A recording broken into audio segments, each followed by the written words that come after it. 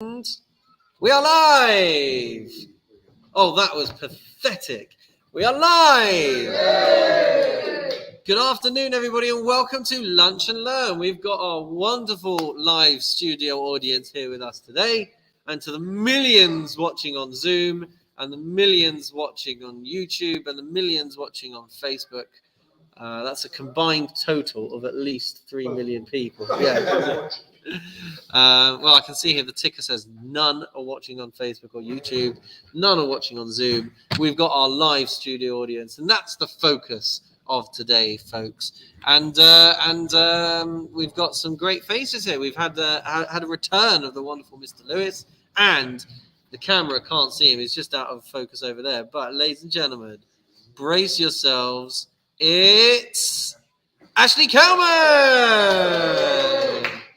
Look at that. Look at that. If he can come, anyone can come. So you never know. You never know what is in store for a week of lunch and learn. So, ladies and jokers, let's start with a quick dip into this week's parasha, which is Parashat Nassar, and it is the longest parasha in the entire Torah, with 176 verses. Ooh-ah. What a schlep that can sometimes be.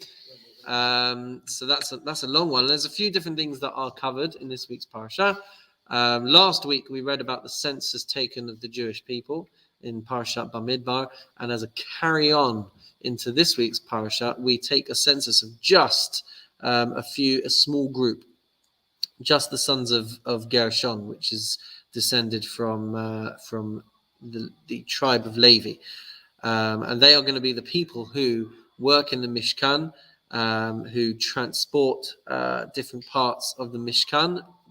When they would take it all down and transport it across the desert, they were responsible. You know, they were the IKEA schleppers, basically, in a nutshell. So we read about that. We read also about the Sotah, which is a very peculiar set of halachot which deal with a husband who suspects his wife of cheating on him. So that's covered in this week's. And I feel like every single year, especially over the last couple of years while we've been doing Pirkei Avot, and I've said, one day we'll actually get to talk about it, but suffice it to say, we're just going to do it as a summary. So so that comes up in this week's part. You can all read about that and enjoy that, and read into the wider material on the topic of the Sotah. That's covered in this week's parasha. And then straight after that, we have the parasha of the Nazir. And essentially, the two are connected because they say that if anyone who would see how this suspected adulterous wife gets treated would swear themselves off alcohol, because they'd never want to, God forbid, put themselves into a situation where they could be tempted with that kind of inappropriate relationship. So that's why Nazir is somebody who takes a vow, a pledge that they are not going to imbibe alcoholic beverages. So such a person was called a Nazir, and they had to follow certain restrictions and certain laws for a certain period of time, anywhere from 30 days to infinity and beyond. So that comes up in this week's parasha as well. And then we get to the chunk, the big bit of the parasha, which takes up all the time, which is the 12 days of tribal gifts that are given to the Mishkan as part of the inauguration of the... Oh, goodness me. As part of the inauguration of the Mishkan, the portable temple. So each day, a different tribe brought a whole bundle of sacrifices and gifts to the Mishkan. And what's amazing is that somehow they all brought the same things, but all for different reasons. And there are commentaries that talk about what each of those identical offerings represented to each of the different tribes. But that's the reason why it gets repeated 12 times, because you could just say, well, let's just say it once, on day 1, 2, 3, 4, 5, 6, 7, 8, 9, 10, 11, 12, the tribes brought this and that and this and that. And instead what we have is 12 identical paragraphs with all of the different things that were brought. And because of that, we end up with a parasha that's 176 verses long. So,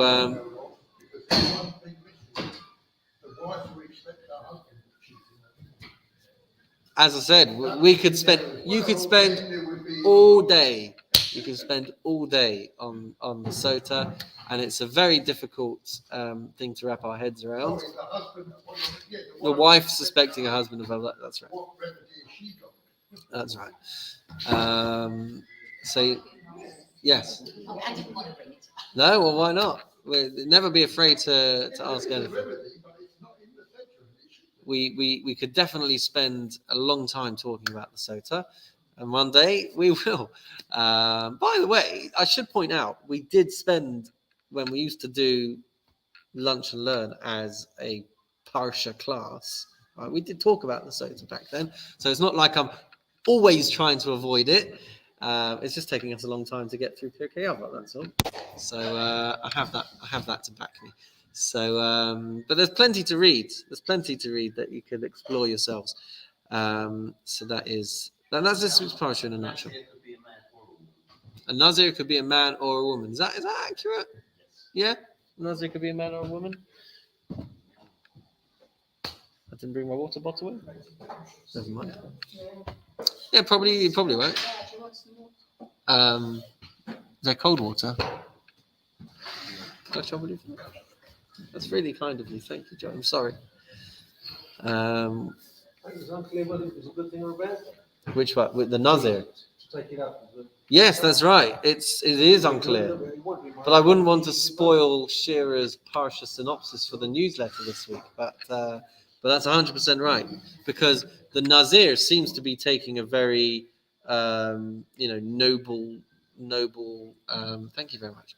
Noble act by abstaining from alcohol, from grape products, and seemingly he's doing it for the right reasons, and yet we see that he had to bring a sin offering, a sin sacrifice afterwards. And the question is why, if he's trying to do this all for the right reasons. So the answer in a nutshell is that Hashem gives us physical goodies to enjoy, and we are able to enjoy them in the right context and in the right quantities. We don't see holiness as abstention or abstinence from physical pleasures. So that's why, is that the duality that you're alluding to? Yes. Come on. What does Nazir mean? What does the word Nazir mean? Now, I know what you're saying. It's being unfaithful. But what is it? The Hebrew word. I think it means abstention. Does it? Yeah, it's related to that, because it's not just no alcohol, it's not cutting your hair and not being in contact with That's right. body. It's restrictions on your lifestyle. But is that a Hebrew verb then, to abstain? I don't think you can translate it exactly what the Hebrew means. I'm not sure. It's implying that you're putting restrictions on yourself. Correct. But I don't know how to translate it from English to Hebrew or Hebrew to English. So my apologies there. Can't. I am mortal and I'm finite. So. All right. Well, with that in mind, ladies and gents, let's dive into Pirkei Avot, the ethics of the fathers. And in the Siddur, I have absolutely no idea what page you're on. Can I trouble you for that, Siddur, Ashley? Grazie, signor. We are still in our list of 48 things, getting closer ever more to the last of them. And we are on page 569.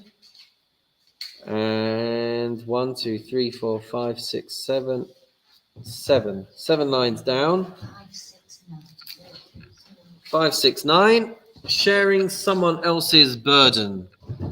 If we want to make ourselves well-rounded individuals worthy of absorbing the divine wisdom, then the Mishnah tells us we have to be able to do something called Noseh Ba'ol Im Chaveiro, to share someone else's burden. An ol in Hebrew is a yoke, the thing that you would put on an animal when they are plowing. So it's shouldering someone else's pain. Well, let's not put any words in more than that. Let's ask people what we think it means to share someone's burden. Why spoil the fun? Sorry, I've missed a few weeks for unfortunate hospital appointment. What chapter? We're still on 6? We're still on chapter 6. We're still in Mishnah 6, and we're continuing with the 48 traits, 7 lines down. The 48 traits, the 48 ways in which one becomes a well-rounded individual worthy of receiving the divine wisdom, making ourselves into appropriate vessels to receive those values and those ethics, and to shape ourselves into the best people that we can possibly be. So in my count, I'm on number 40, but obviously I can't be because there's 48 and my list goes up to 50. So anywhere between 38 and 40, sharing his fellow's burden. Noseh ba'ol im chaveiro. So noseh means to carry. Ol is a yoke. Chaveiro is a friend, a colleague, another person. Joy says, I look at it, it could happen in 2 ways. One, helping someone individually go through something, bereavement or helping them, etc., like that. And the other one is a sort of general sharing of a burden in a more general way with other people. With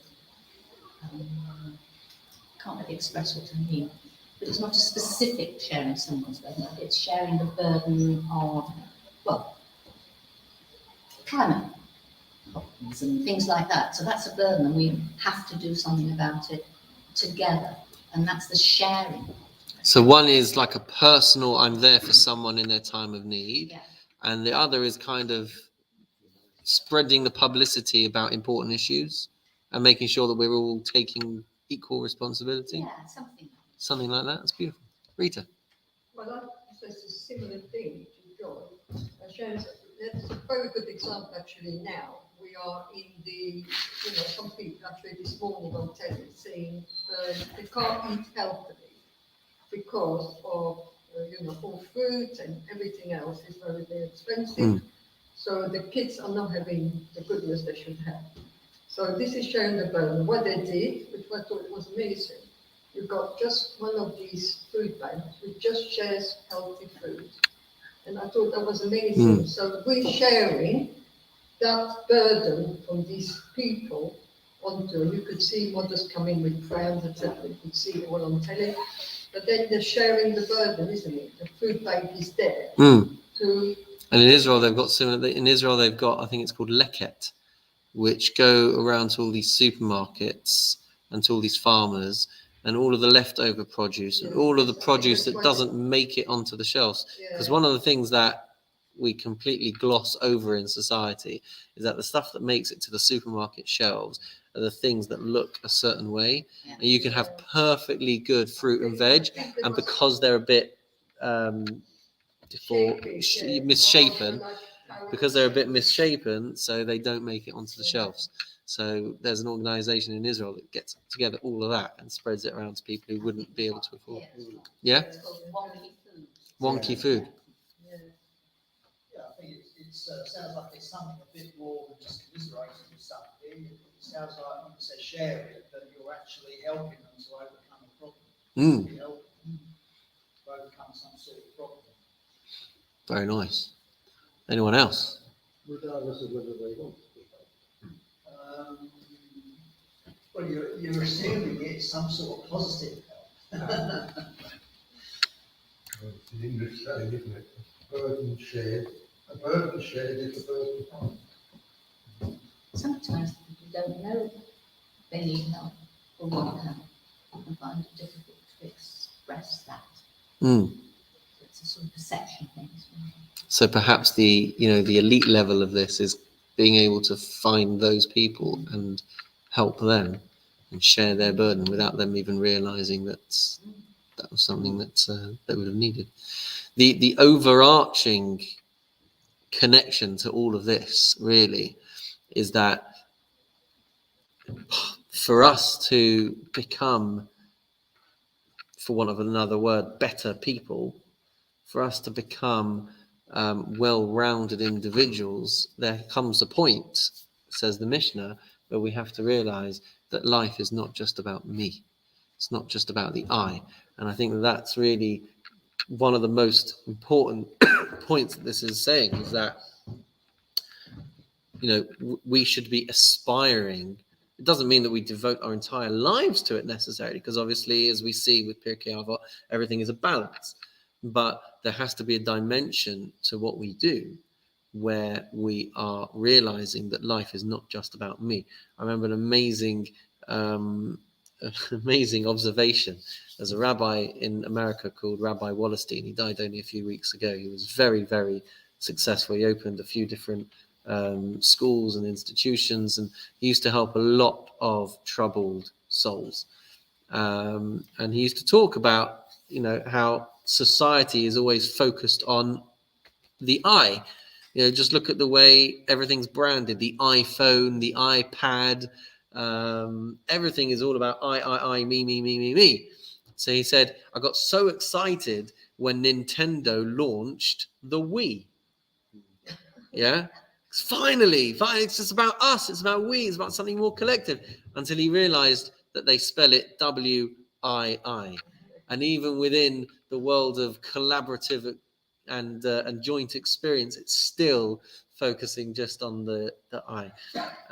But the overarching message is for us to realize that life is not just about us, can't just be self-absorbed, and that we should be trying in whatever way, whether it's on a personal level, whether it's on a community level, whether it's on a societal, global level, that we should be trying to help others in whatever way we can, whether it's physical help, whether it's financial help, whether it's emotional help, whether it's some other kind of help. The point is that we're interested in other people. We're building a sensitivity in ourselves towards other people. And we are therefore finding ways and finding avenues and finding channels to demonstrate our patience, demonstrate our sensitivity, demonstrate our willingness to help other people.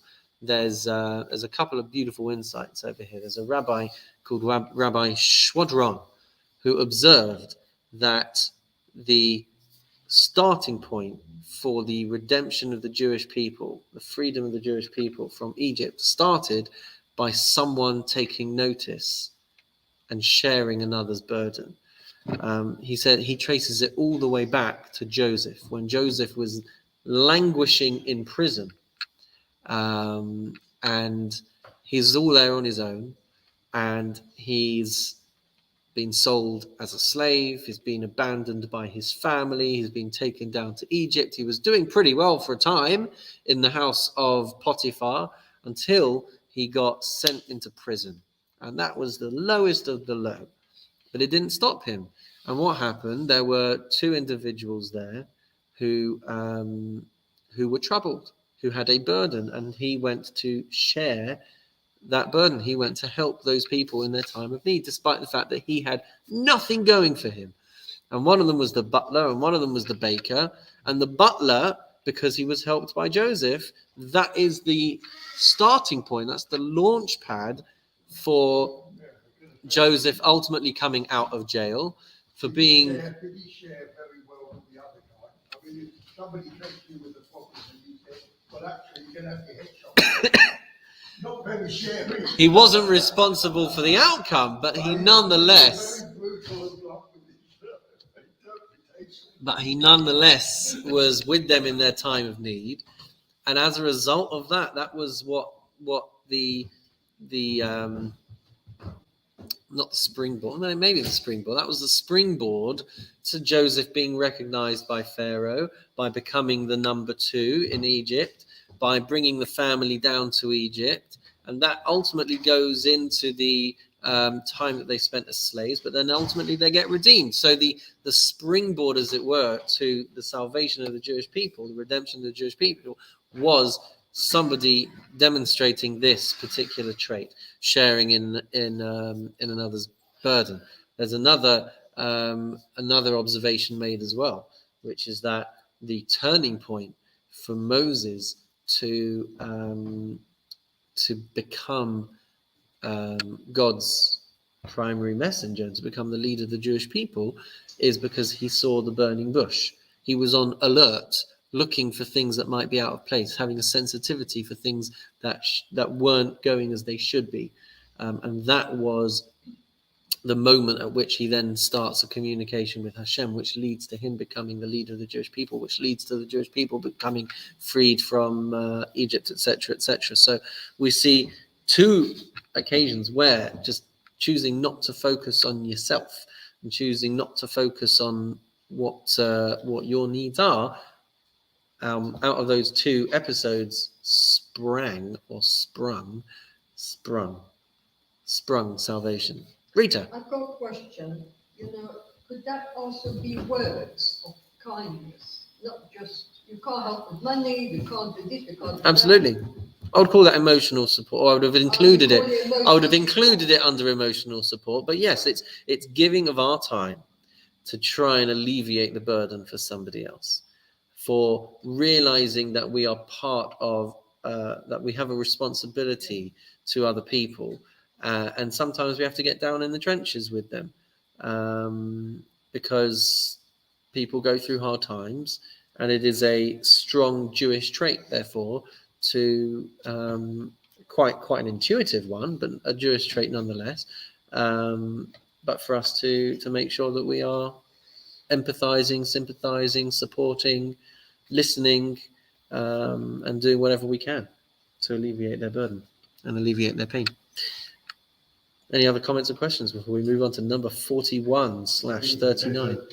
Very good example here with a certain local butcher where he heard my wife wasn't well, rang up and said, Oh, can I bring anything round to you?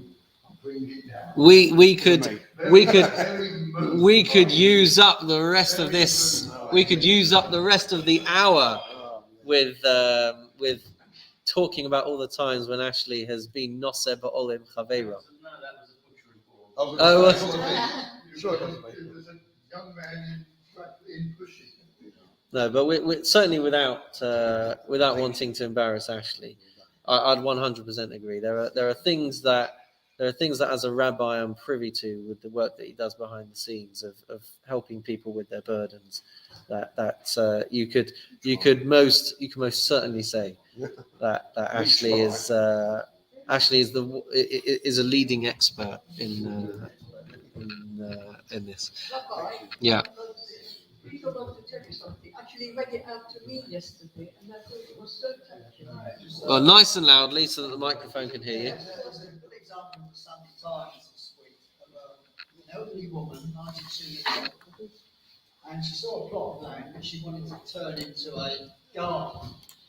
So she asked the local people, and eventually she ended up, to help her out on this garden, she ended up with some local prisoners in the local prison. And she says to them, I'm not going to ask you about your past, but if you're rude to me, you're going to get a slap. So they were perfectly good. They were very loyal and everything, and she trained them up how to do sort of gardening. And even two of them, one of them she got into a part of the army. Actually not our army, it's the French Foreign Legion. And the other one, she got into some other sort of job. So amazing, a 92-year-old woman. Absolutely. She said, I don't want to know your past. That's amazing. This leads on actually really nicely because Rabbi Elchanan last act was talking about Mensch. And I don't know what Mensch is because we didn't come to an agreement on that. And this is very much Menschic behaviour. That's right. If I'm not mistaken, I wasn't able to be in the session. I think his talk was about these 48 traits. That's how you become a Mensch. Is these 48 different avenues. So yeah, I think I'm right in saying that. But unfortunately, I didn't have the privilege of sitting in the class, so I will never become a Mensch. But Joy, on the other hand, was there on Shabbat. It was On Shabbat. We got soaked running a class. And then when we were standing there, I said, this will be good. Dripping and freezing. And there was no hot drinks. No, that's right. No, No, no hot drinks here, no hot drinks there. It's nightmare. All right, so let's move on then to number 41, to the next one. In Hebrew, Machriya Lechaf Zechut, which in English we would translate as judging favorably. On the screen it's translated who judges with the scales weighted in his favor. Oh, come on, that's not what I'm talking about. Giving him the Benefit of the doubt. It's very good. By judging one's fellow Charitably. Looking for the good, not the bad. So there's an interesting point here by the Maharal of Prague, who says that, appreciating that these 48 traits, as maybe Rabbi Feldman mentioned, is kind of a build up to the giving of the Torah, build up to Shavuot, and the 49 days between Pesach and Shavuot are the opportunity to focus on these 48 traits. So the Maharal says that anything that enhances national unity is a preparatory stage for being able to receive Torah wisdom. And so to be able to have an outlook on life where we give people the benefit of the doubt, where we are not suspicious of people's motives and suspicious of their behavior. That's something that fosters and festers and builds unity and peace amongst people. Whereas the opposite can rupture the fabric of society if we are always cautious and always dismissive and always assuming people have got the wrong motives, the wrong reasons for doing things, and all that. It's interesting, actually. I remember listening to a series of talks on domestic bliss, shalom bayit in Hebrew. And the guy was talking about all of the things that a husband should make sure to do for the wife. He called them the 3 A's. The husband should give his wife attention, affection, and appreciation, right? And, assuming that the husband and the wife are invested in the relationship 100%, so the husband should be focused on giving his wife time, giving her attention, on giving her affection, and being grateful for all of the little things that she does. And we could talk for much longer about the 3 A's, but he did. He spoke for, I think, 2 or 3 sessions about the 3 A's. And then you hear on the recording one of the husbands putting up their hands and says, and don't the wives have to do anything? Right? And he says, the wives have one job. The job of the wife is to give the benefit of the doubt. That's the wife's job, right? To build a successful marriage. Because if you understand that your husband is 100% invested in making the relationship work, and he understands that involves working on the 3 A's, then whenever he drops the ball, it's not an indication that he doesn't love you anymore. It's not an indication that the marriage is doomed to fail. It's not an indication that you've married the wrong guy. You just have to give him the benefit of the doubt. He will get back on track, right? But yeah, David. So when I came back to Shaw recently, I met a guy there I hadn't seen for a long time. I said to him, "How are you?" I said, "Are you still working?" He said, "Fine." I said, "How's your wife and family?" He said, "Well," he said, "my wife and I have an understanding. As long as I carry on working, she's understanding." So there we go. Who'd have thought we'd have come to lunch and learn today and get When I retired, such excellent marital advice? I retired for about 6 months. Somebody bought the family business. So I thought, this is it. I can retire now. And after 3 months, my wife made me go and get a job because she said she married me for love, not for lunch. So I had to go out and find something to do Monday to Friday. Well, that's why you're here now, isn't it? So gets you out of the house for an hour. We ate each other's alive because it was getting a bit tough with me under. That's actually, it's a really, really important thing. Retirement, and then what happens because the whole dynamics of the home is different. And yeah, I just don't want Michael ever to retire. There are some couples that experience the opposite. They're like, when is he going to stop working already? That's wonderful. You do. I do. I absolutely love it. And Linda, what does she say about it? Yeah. I'll ask her later. Yeah, there comes an age when it's good. I wasn't working for Peter at the time, with so many hobbies. Still never see him. Yeah, I see 24 hours a day, but No sheep farming in the garden. So obviously people will experience different things, and it will mean different things to different people. But the idea is actually quite a good model to scale it up. You know, if the understanding is that people are generally channeled towards doing the right thing. So any time, in any setting, in any type of relationship, if someone does something wrong, then you understand they've just dropped the ball. And if you understand that someone has just dropped the ball, then you can give them the benefit. That's what I'm saying. It depends. But if as a society, you know, we were all heading in that direction, we'd be able to give people the benefit of the doubt. And if we understood that individuals were not purposely trying to hurt you or harm you or insult you or offend you or cheat you or belittle you, whatever it is, then in any healthy relationship, when something goes wrong, we wouldn't need to judge it in a way which could rupture that relationship, because we understand they dropped the ball. So that can apply between a husband and a wife, but it can apply between parents and children, and it can apply between friends, and it can apply between work colleagues and teammates, and in any system where we are relying on other people for the success of that particular structure. So anytime someone does something wrong, it's amazing if we can look at it and say they've just dropped the ball. I know that they're devoted to this team, this group, this business, this whatever it is, this family, and they've just missed the mark.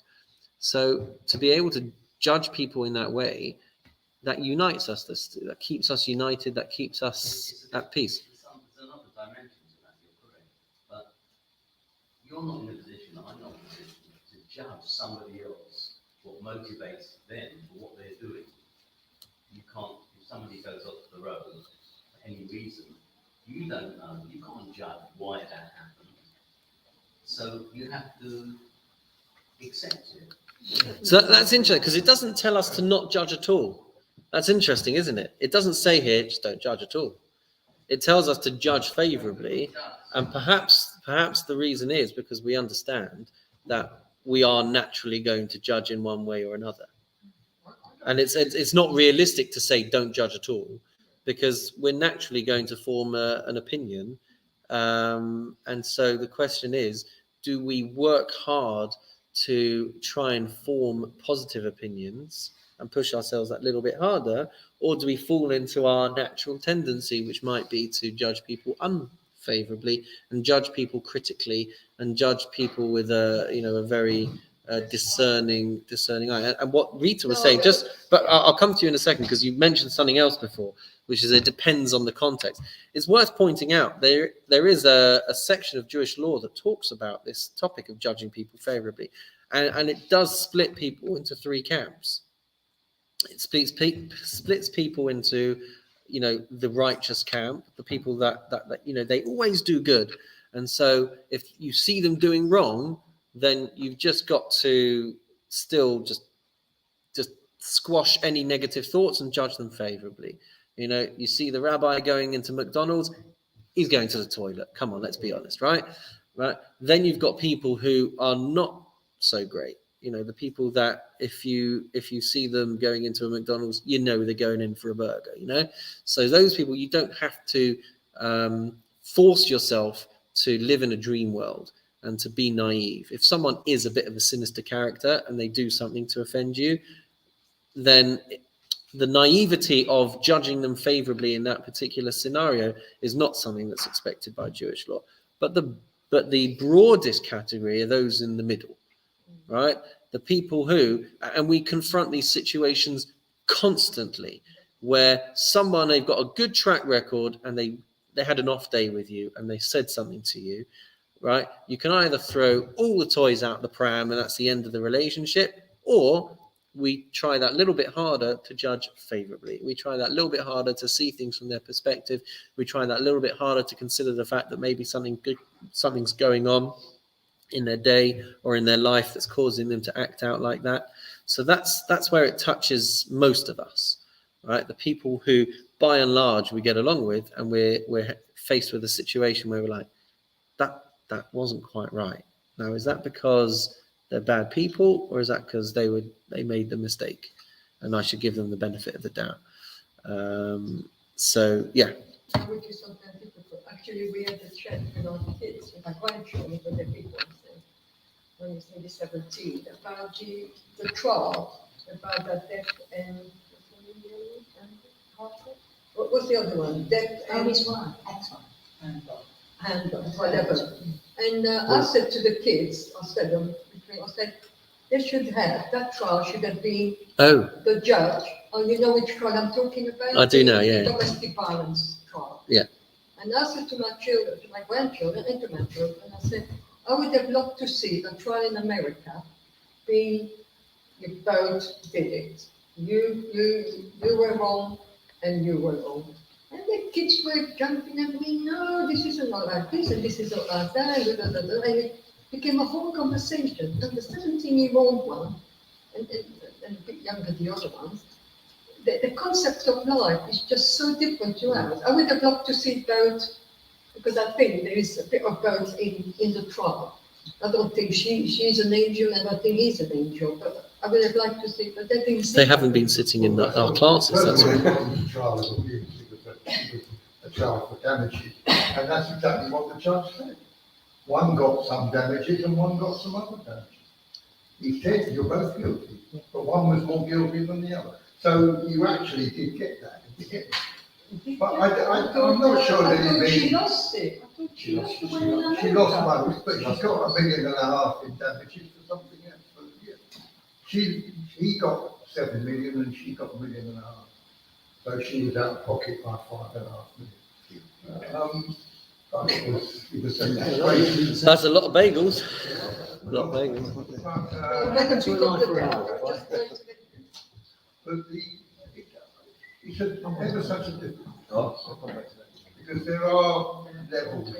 I think it means when it says give somebody the benefit, if somebody actually does something that is wrong in your perspective, then it's important to discuss it with them, not just communication, but try and come to some understanding that what you did or what you said actually. When it comes to somebody doing something criminal, it's ever difficult to know whether it's your business or not. You know, we come there to Lashon Hara, and who do we explain this to? I don't know. It's a tough call judging somebody fairly. These are lifetime aspirations. These are lifetime aspirations. The most important thing I think is to tell. I see so often when somebody's really upset and angry and hurt, and they haven't got the courage to go to the person and say, "Can I have a word with you? That really hurt me. That really upset me." And most people probably go, "I'm so sorry. I didn't even know what I did was wrong. You know, I didn't mean it that way." Giving the benefit of the doubt. I think a lot of it depends on how many times somebody will keep doing the same thing. If it's the same number of times, then how many times can you give the benefit of the doubt?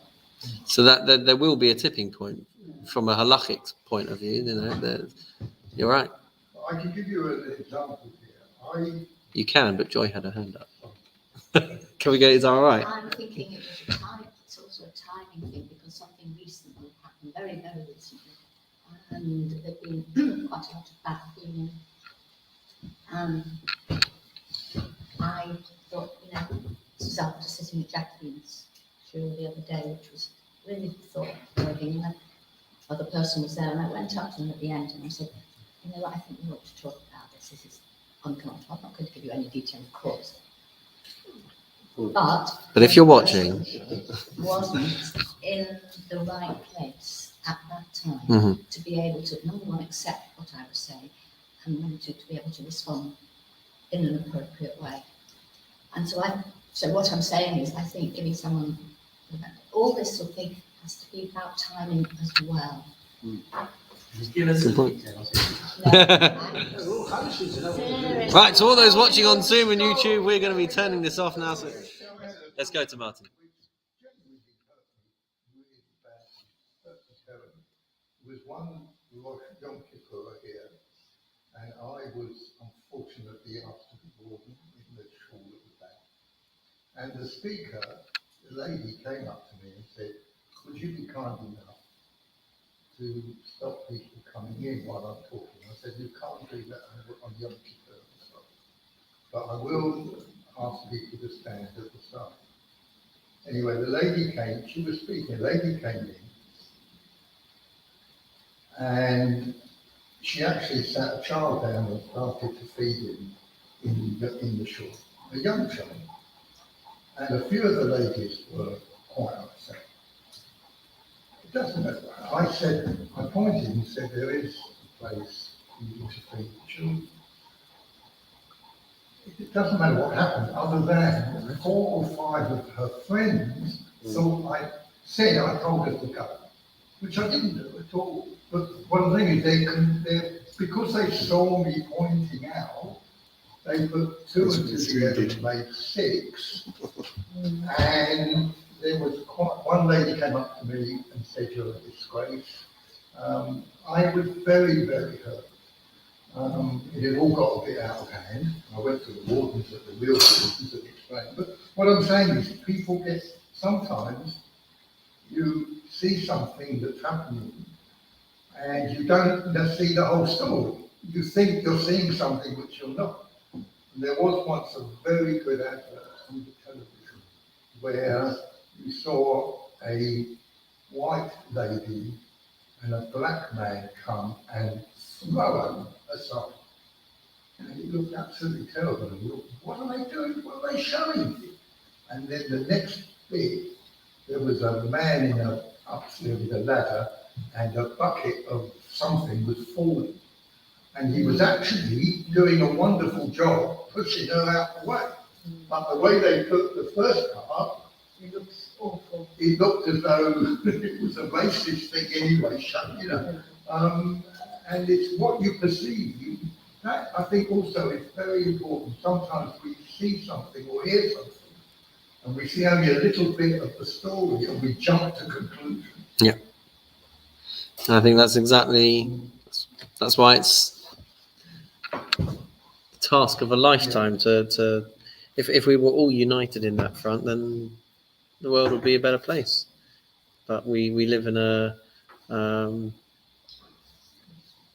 we live at a time where our human nature often gets the better of us, and our human nature often does paint the bleak picture and often does jump to conclusions and to the wrong conclusions. And that's precisely why we need the reminder to pull ourselves out of that habit, because that's how it goes. I'll tell you another story. Actually, it was on OWL. I don't know some people get it here. Neighborhood Watch.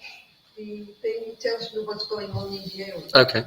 So 10:30 on the 1st of June, I remember reading it, 10:30 on the 1st of June, this guy, a dog walker, walks his dog in King George's, 10:30 at night.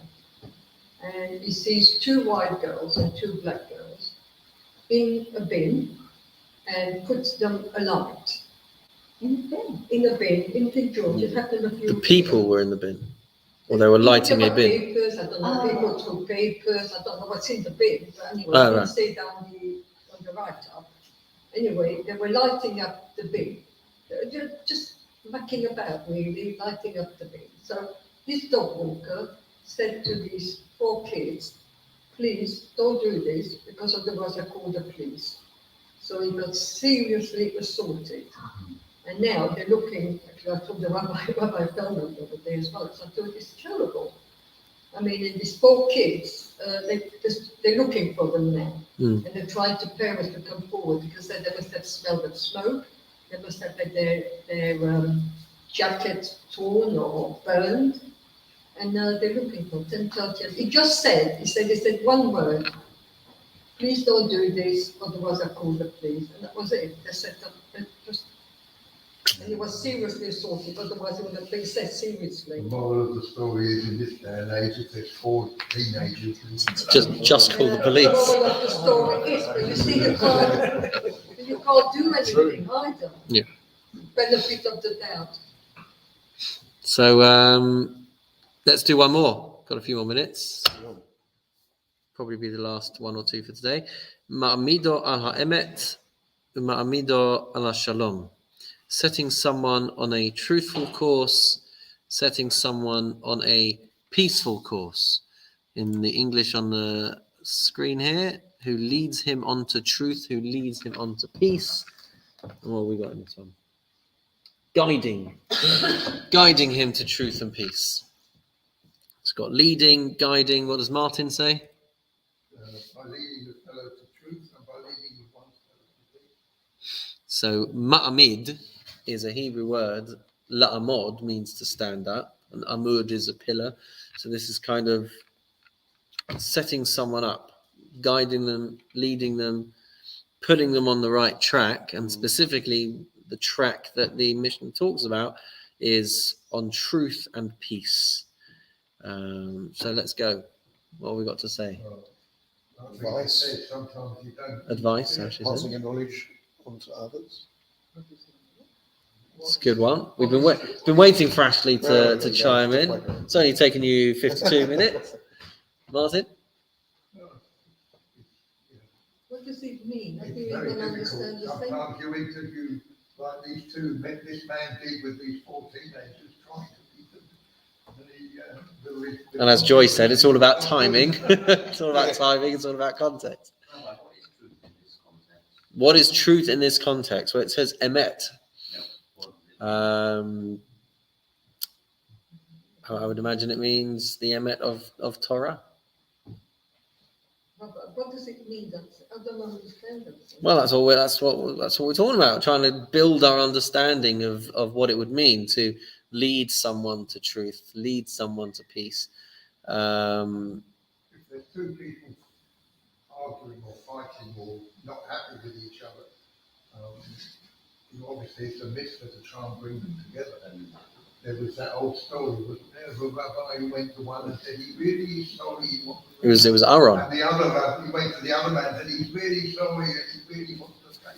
That's right. We came together thinking each one, neither of them were really sorry, but he got peace between them. we talk about Aaron HaKohen, the high priest, who embodied peace so much so that, if 2 people were quarreling, he'd go to one and say, he's really sorry for what he's done. He wants to make things up, and then he'd go to the other side and say, yeah. He was saying he's really feeling bad, and then the next time they'd see each other, they're like, oh, Dave, oh, Tony. You can either stir it up or you can put water on the flame. But is this phrase for an argument? Is this Mishnah for? Are we saying that it's specifically for an argument? I don't know. I don't know. Connected with the previous sentences. Those 3 are all connected. Well, You've only got a comma in between. Well, maybe that's where we start to get close, get our numbers right for 48 to be on track. But these all do seem to be connected to watching out for other people. We're sharing in other people's burdens. We're giving them the benefit of the doubt, and I think on top of that, we've got this one, which is not taking pleasure in watching others make a mistake, and realizing that you've got a role to play there. If you see someone going off track, again, time, context, and all the rest of it, but having an honest agenda in wanting to help other people where they might be missing the target. It does seem that like what we're trying to do is reinforce for other people being on a truthful path, being on a peaceful path, and trying to foster that atmosphere and that energy amongst other people. Paul, 56 minutes in, you've finally given me your disagreeing face. No. In that case, we'll go to Gary. I was looking at the word him, and what Joy was saying, it seems to me that sharing someone else's burden, giving him the benefit of the doubt, guiding him to truth, it's all the same one. Because this is Rabbi Sachs's translation. He's grouped those three together inside the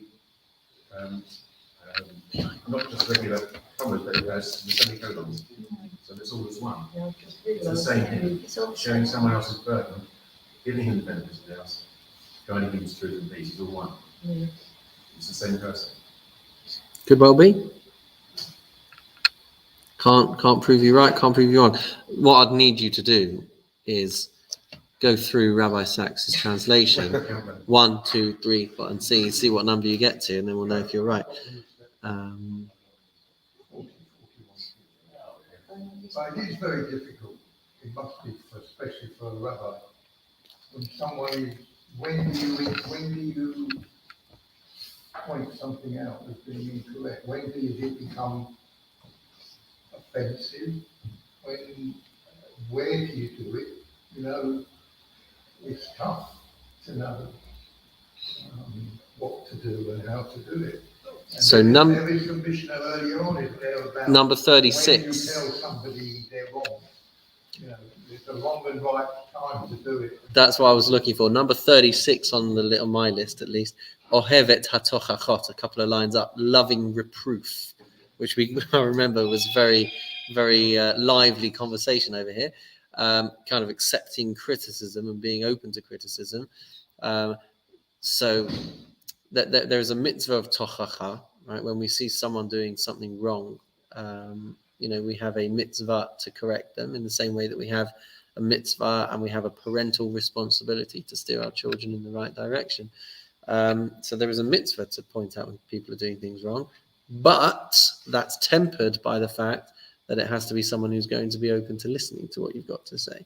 So it is hard as a rabbi because, and it's hard as a parent and it's hard as a friend because you can see people doing something which isn't in their best interests. But if they're not going to listen to you, then it could be dangerous to say anything. And that brings me to actually very nice little segue into the conversation which I've quoted a few times now, but I point at Paul because he was in the room. Rabbi Sachs did a pre-Rosh Hashanah show. What would you call it? Program. And he had conversations with 4 atheists. And one of them was Howard Jacobson. And Howard Jacobson said to him, Chief Rabbi, do you know that God exists? And I was sitting there on the edge of my seat saying, go on, say yes. Yes, you do. And he didn't. He paused. He took a deep breath. And he said, look, you know that I believe that God is in the gaps. And I was just like, you're on national TV and you didn't say that you know that God exists. Judge him favorably, Nick. Judge him favorably, right? But I asked him about it and I said, why did you say that? And he said, if I had come out and said convincingly to Howard Jacobson that God does not exist, the conversation would have been completely unable to progress because we would have been we wouldn't have been able to look each other in the eye and have any common ground. Like, okay, well, this isn't. So it's a similar thing when it comes to giving criticism. If it's not going to be accepted, then it could be damaging to a relationship to offer it. So it is about timing, and it is about context, and all of these things. But that aside, I guess this is telling us this is what we should be aiming for, at least. Ma'amidor means to stand someone up. So you can only stand someone up assuming that they've got the strength in their legs to stay up. So we should be developing within ourselves an understanding that there is truth and peace that we should be dedicated to trying to achieve. But we're only going to be able to stand people up and lead them in that way if they're going to be able to stand on their 2 feet afterwards. I've always said that. I said it every week. I'm amazed. This is written so many years ago. This is amazing. I don't know why. It's so could be true today as well, couldn't it? Human nature has been very consistent Yeah. throughout the years. And the reason why we look at it now and we're like, oh my gosh, this is like a revolutionary voice, is because if we're not careful, society will drift away from things if we don't understand that there is active steps that need to be taken to maintain a healthy balance and to maintain a societally healthy balance. Because how Thank you very rude. much. Thank you, David. Round of applause for David. Hooray. Bye, David. Reinforce this when somebody dies with the last blessing or prayer that we make is we say there's nobody in this world who doesn't hope we could Mhm. and never sin.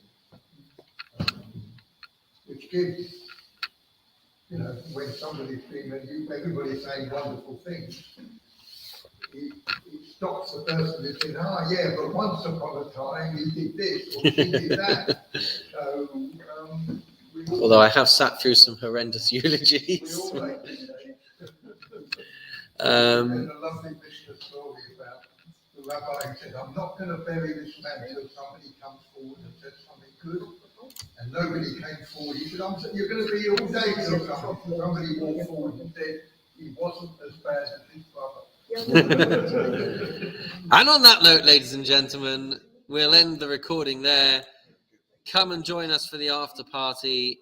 There has been one person watching. I don't know. I don't know if it's on Facebook or on YouTube. Maybe it was Claudia. If it's Claudia, we'll see you all again next time. Have a wonderful and meaningful